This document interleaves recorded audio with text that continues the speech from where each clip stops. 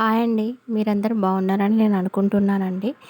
ఈరోజు ఓంకారం అండి. అంటే 12వ తారీఖు 3వ నెల 2025 బుధవారం రోజు. శ్రీ క్రోధినామ సంవత్సర ఉత్తరాయణ హేమంత ఋతువు శుక్లపక్ష బుధవారం అండి. త్రయోదశి తిథి మక నక్షత్రం అండి. ఈరోజు అంటే మంగళవారం రోజు మనము జపించవలసిన మంత్రము, అదేవిధంగా బుధవారం రోజు ఉదయము పూజ, మంగళవారం రోజు సాయంత్రం యోగక్షేమము, ఇవన్నీ మనం ఈ వీడియోలో విందామండి. అదేవిధంగా తారాబలము చూద్దామండి. మనం వీడియోలోకి వెళ్దామండి. వెళ్ళే ముందు మన ఛానల్ని కొత్తగా చూసేవారైతే సబ్స్క్రైబ్ చేసుకోండి. వీడియో చూసాక లైక్ చేయడం మాత్రం మర్చిపోకండి. ఈరోజు అంటే మంగళవారము ఆశ్లేష నక్షత్రం అండి. కాబట్టి మనము నాగులను పూజించాలి. ఈ నాగులలో నవనాగులు అని కూడా ఉంటాయి. నాగులలో కూడా 2 రకాలు ఉంటాయండి. అది శ్రీ మహావిష్ణువు దగ్గర ఉండే నాగులు వేరు, శివుడి దగ్గర ఉండే నాగులు వేరండి. ఈ నవనాగులు అనేవి 9 లోకాలలో ఉంటాయండి. ఈరోజు మనము నాగవలసిన మంత్రం ఓం నాగనాథాయ నమః అనే మంత్రాన్ని మనం ఈరోజు జపించడం వల్ల చాలా మంచిదట. ఈ మంత్రాన్ని ఇలా 108 సార్లు జపించుకోవడం వల్ల మనకు చాలా అనుకూలంగా ఉంటుందండి. అదేవిధంగా మనం రేపు ఉదయం ఆచరించవలసిన పూజ ఏంటి అనేది ఈ వీడియోలో విందామండి.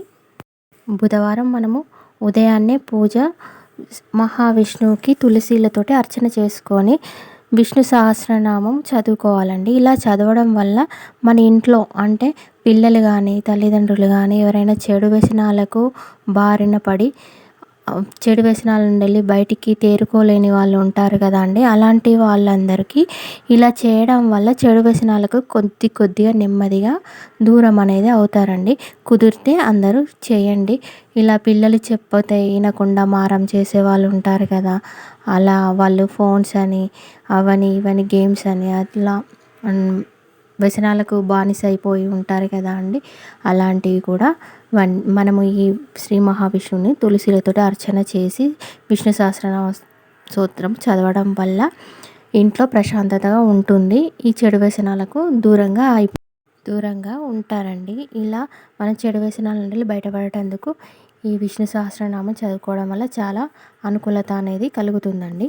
అదేవిధంగా మనము నిన్న చెప్పుకున్నాం కదా అండి, రంగుబరి ఏకాదశి అని. మనం శివుణ్ణి పార్వతిని రంగుబరి ఏకాదశితోటి 7 రంగులు తెచ్చి అర్చించుకున్నాం కదండి. ఆ రంగులు మిగతావి ఏం చేయాలనేది గురూజీ గారు ఈరోజు చెప్తా అన్నారు కదా అండి. ఆ రంగులన్నీ మనం ముందుగా వాటర్లో కలుపుకొని స్నానం చేయాలన్నాం కదా. స్నానం ఆచరించిన తర్వాత మనము కొద్దిగా నీళ్లు తీసుకొని ఈ రంగులని కలుపుకోవాలండి. ఆ నీళ్ళని ఇంట్లో ప్రోక్షణ చేసుకోవాలి. అదేవిధంగా మనము గుమ్మం ఉంటుంది కదా అండి, ఆ గుమ్మంకి కూడా ప్రదక్షిణ చేసేసి తర్వాత తులసి కోట దగ్గర కొన్ని వేసుకోవాలి.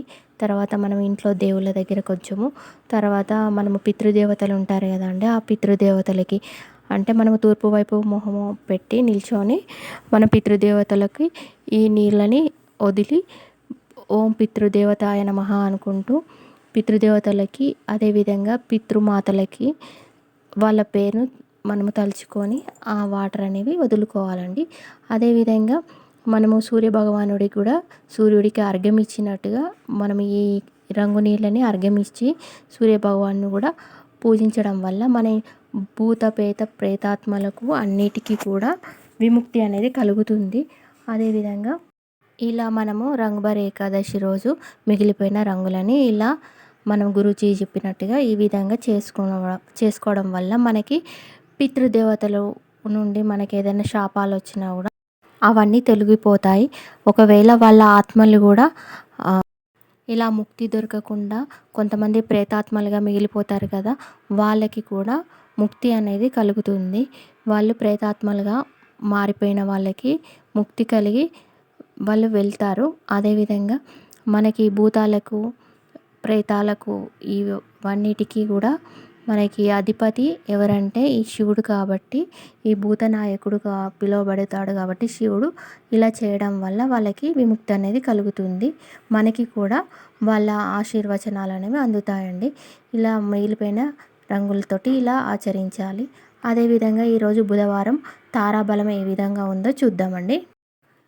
అశ్విని మఖ మూల జన్మతార, భరణి పుబ్బ పూర్వాషాఢ పరమమిత్ర తార, కృతిక ఉత్తర ఉత్తరాషాఢ మిత్రతార, రోహిణి హస్త శ్రవణ నైదవ తార, మృగశిర చిత్త ధనిష్ట సాధక తార, ఆరుద్ర స్వాతి శతభిష ప్రత్యక్తార, పునర్వాసు విశాఖ పూర్వభద్ర క్షేమతార, పుష్యమి అనురాధ ఉత్తరాభాద్ర విపత్తార, ఆశ్లేష జ్యేష్ఠ రేవతి సంపత్తార. ఈ విధంగా బుధవారం తారాబలం అనేది ఉందండి. దాన్ని బట్టి మీరు చూసుకొని మెదులుకోండి. అదేవిధంగా ఈరోజు ధర్మ సందేహం అని చెప్పారండి గురూజీ.